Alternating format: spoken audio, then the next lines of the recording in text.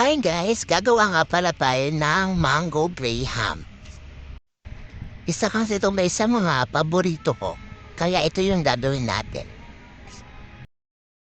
Inuna ko na yung mangga guys. Para isa-set aside na lang natin siya.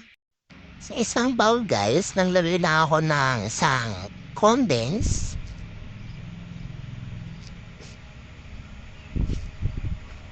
Tapos, dalawang Nestle cream. Yung Nestle cream po guys, nilagay ko muna yan sa ref para medyo malamig. Para pag hinalo natin, medyo double size siya. Kaso wala akong mixer. Kaya kamay muna ang gagamitin natin panghalo. Kung natapos na guys, ready na natin yung isa nating lalagyan.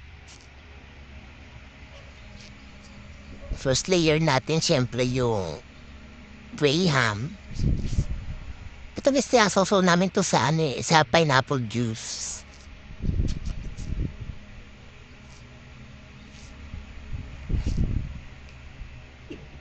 Yan lang guys.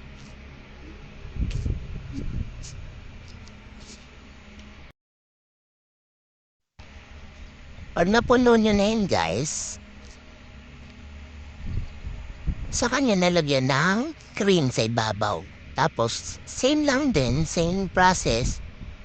Graham, mango, graham, cream, tas mango. Graham, cream, mango.